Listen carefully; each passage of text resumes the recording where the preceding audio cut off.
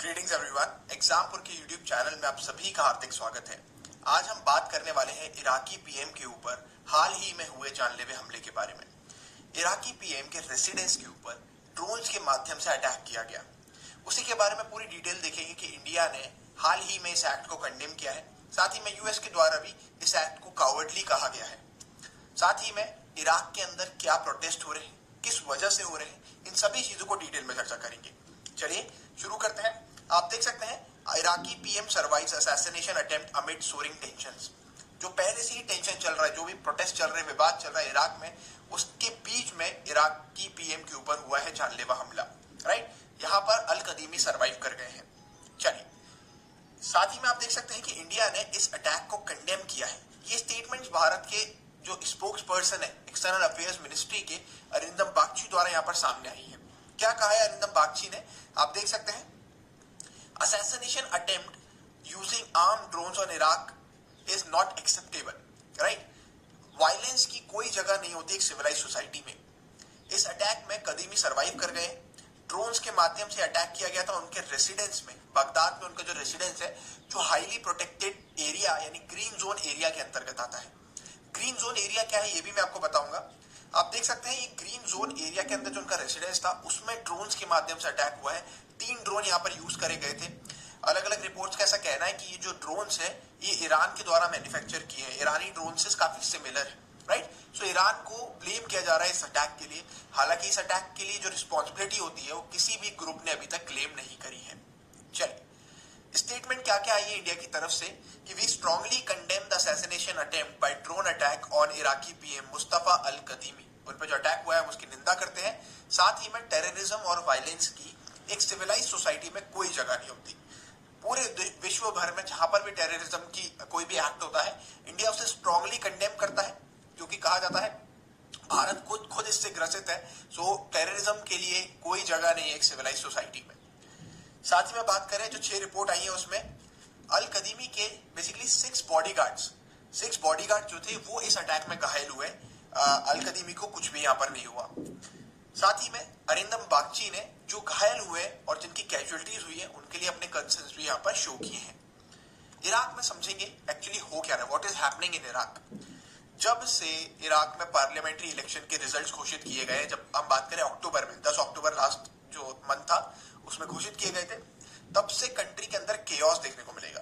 Chaos यानी विवाद चल रहा है। काफी सारे लोग स्ट्रीट्स पे आ गए हैं प्रोटेस्ट करने, अलग अलग डिमॉन्स्ट्रेशन हो रहे हैं। बगदाद का जो भी ग्रीन जोन एरिया है ना उसके जस्ट बाहर, जो ग्रीन जोन एरिया एक फोर्टिफाइड एरिया है उसके अंदर आप जा नहीं सकते, तो उसके बाहर आपको ये प्रोटेस्ट देखने को मिल रहे हैं। प्रोटेस्टर्स ने कहा, सिंपल कहना है कि जो इलेक्शंस है इसमें फ्रॉड हुआ है। उनकी डिमांड्स है कि वोट को वापस रिकाउंट कीजिए, रिकाउंट नहीं कर सकते तो नया इलेक्शन करवाइए। इलेक्शन कमीशन से उनकी गुजारिश है। प्रोटेस्टर लगातार क्लैश कर रहे हैं किसके साथ, सिक्योरिटी फोर्सेस के साथ ग्रीन जोन एरिया के बाहर। राइट, और अभी आपको देखने को मिला कि एक अटैक हुआ है इराकी पीएम के ऊपर। इसके क्या मायने हैं ये समझेंगे। It is also pertinent to note that the supporters of pro Iranian groups, जो प्रो इरानियन ग्रुप्स है उनको इलेक्शंस में काफी लॉस हुआ है और उनका जो बैक्ड मिलिशिया ग्रुप है वो रोड पे ज्यादा देखने को मिल रहा है। उनके द्वारा प्रोटेस्ट मेजरली आपको देखने को मिलेगी, क्योंकि ईरान का इराक की पॉलिटिक्स में बहुत ज्यादा इन्वॉल्वमेंट है। और ईरान का जो एक फेमस ग्रुप है मैं आपको बताऊंगा, उसे इलेक्शंस में 2/3 अपनी सीट हारनी पड़ी है। तो इस वजह से लोगों का ये है कि वोट को रिकाउंट कीजिए, क्योंकि कुछ गड़बड़ जरूर हुई है। चलिए, प्रोटेस्ट क्यों हो रहे हैं उसकी वजह जानेंगे। अलग अलग कारण है प्रोटेस्ट होने के, क्योंकि अलग अलग लोग इस प्रोटेस्ट में शामिल हैं। रिजल्ट जो आए थे पार्लियामेंट्री इलेक्शंस के, उसमें जो मुस्लिम शिया लीडर है मुक्तदा अल सद्र, उन्होंने सबसे ज्यादा सीट्स यहाँ पर, उनके पार्टी ने सबसे ज्यादा सीट्स यहाँ पर ली थी 73, जो कि 329 सीट हाउस है आपका इराक का। रिजल्ट का सिंपल मतलब है कि जो आपका मुक्तदा अल सद्र है उन्होंने अपनी जो लार्जेस्ट ग्रुप वाली पोजीशन है उसे पार्लियामेंट में बनाए रखा है। However the Taqaddum party led by parliament speaker Hashd al Shaabi, उन्हें दूसरे नंबर पे वो लोग आए हैं, उन्हें 37 सीट्स यहाँ पर देखने को मिली है। फॉर्मर प्राइम मिनिस्टर की बात करें नौरी अल मलिकी का जो स्टेट ऑफ ब्लॉक है, राइट, स्टेट ऑफ ब्लॉक जो आपका पार्टी है, स्टेट ऑफ लॉ सॉरी, उन्हें 35 सीट्स यहाँ पर मिली है। और जो ईरान बैक्ड एक फतेह अलायंस है, जो जिसे ईरान का सपोर्ट है, जिसे जनरली कहा जाता है पॉपुलर मोबिलाइजेशन फोर्स पीएमएफ, उन्हें यहाँ 2/3 सीटों का नुकसान हुआ है। पहले 48 सीट थी, अब उनको सिर्फ 16 सीट मिली है, जिस वजह से ये आपको आक्रोश ज्यादा देखने को मिल रहा है। प्रोटेस्ट की और भी वजह होती है। बहुत सारे लोग, जो यूथ है इराक का, वो कह रहा है कि ईरान रिस्पॉन्सिबल है, ईरान का बहुत ज्यादा इन्वॉल्वमेंट है पॉलिटिकली, सोशली, इकोनॉमिकली, कहां पर, इराक की पॉलिटिक्स में, इराक देश में, राइट। सो जो यूथ है वो इस बात से आक्रोशित है कि ईरान का इतना इन्वॉल्वमेंट है और हमें इराक को इस चीजों का भुगतान करना पड़ रहा है। इराक की आज की डेट में जो भी सिचुएशन है ये ईरान की वजह से है।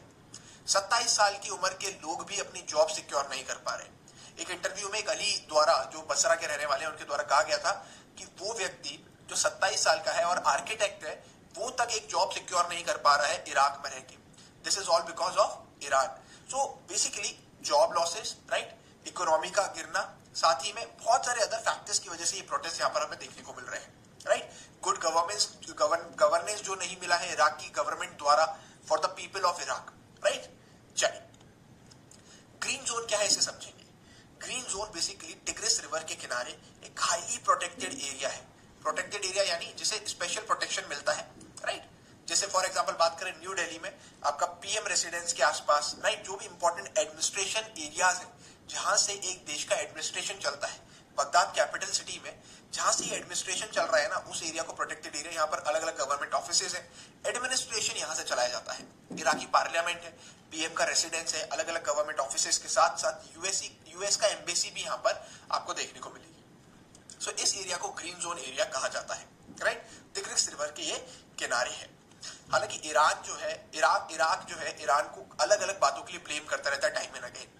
सिरवान जो रिवर है, जो ईरान से होते हुए गुजरती है और टिग्रिस रिवर में आके मिलती है, जो मेजर इंपॉर्टेंट रिवर है जो फ्लो कंट्रोल करती है आपकी टिग्रिस रिवर का, उसके लिए भी ब्लेम करता है कि वहां पर आप डैम बना रहे हैं, उसका पानी आप रोक रहे हैं, इस वजह से फ्लो जो रिवर में है वो बड़ा कम देखने को मिल रहा है। तो ये जो विवाद है दो देशों के बीच में, बॉर्डर नेशंस के बीच में, ये चलता रहता है। ये जो रिजल्ट्स थे पार्लियामेंट्री इलेक्शन, उनका क्या मतलब बनता है ये समझिए। मतलब हमारे लिए ज्यादा इंपॉर्टेंट है। निष्कर्ष क्या है? जो इलेक्शन रिजल्ट्स है ये बताते हैं कि जो ईरान अलाइड पार्टीज है वो जो देश भर में अनफेवरेबल होती जा रही है, मतलब उनकी जो प्रायोरिटी है उनको लोग रिकमेंड नहीं, मतलब उनको लोग नहीं चाह रहे कि वो सत्ता में आए, राइट। और वो सारे पॉलिटिशियंस जो तेहरान से, राइट, तेहरान से जिन्होंने अपने आप को अलग कर लिया है, वो भी देश में अनफेवरेबल होते जा रहे हैं, right. The street backlash is multi-layered and broadly against the old guard parties. जो आप देख रहे हैं कि लोग जमीन पे आ गए हैं, प्रोटेस्ट कर रहे हैं, राइट। तो उसकी क्या मेजर वजह है कि जो ओल्ड गार्ड पार्टीज हैं, जिन्होंने इराक को कोई गुड गवर्नेंस नहीं दी, कोई बेनिफिट्स नहीं प्रोवाइड किए, उन सब के खिलाफ ये प्रोटेस्ट आपको देखने को मिल रहे हैं। हालांकि आप देख सकते हैं कि Iraqis also blame Iran for Iraq's dire situation, alright. चलिए, मेन अटैक की बात करें तो अटैक को पॉलिटिकल एनालिस्ट ऐसे एनालाइज कर रहे हैं कि एक संदेश है कि जो आपकी मुस्तफा अल कदीमी की दूसरी सरकार ना बन जाए, सेकंड टर्म शुरू ना हो जाए, उसको रोकने के लिए अटैक किया गया है। शुरुआत में ये लोग जमीन पे आए, स्ट्रीट्स में आए, राइट, फ्लोर पे आए और वहां पे प्रोटेस्ट शुरू किया। देन इराकी सिक्योरिटी फोर्सेस के साथ इन्होंने क्लैश किया और अब एक अटैक करके ये संदेश देना चाह रहे हैं कि इस इलेक्शन को आप फ्रॉड डिक्लेयर कीजिए और वापस से री इलेक्शन हो। यही सिंपल सी डिमांड है प्रोटेस्टर्स की। इस प्रोटेस्टर्स वाले ग्रुप में कई लोग शामिल है, जैसा कि मैंने आपको बताया, ऑलराइट। चलिए, तो ये बेसिकली इराक की सिचुएशन है अभी करेंटली, और इंडिया ने इस वायलेंस को स्ट्रांगली कंडेम किया है। यूएस के द्वारा भी कंडेम किया गया है कि इट्स अ कावर्डली एक्ट। चलिए, आशा करता हूं आपको ये वीडियो पसंद आया होगा। जय हिंद, जय Bharat. See you guys in the next video.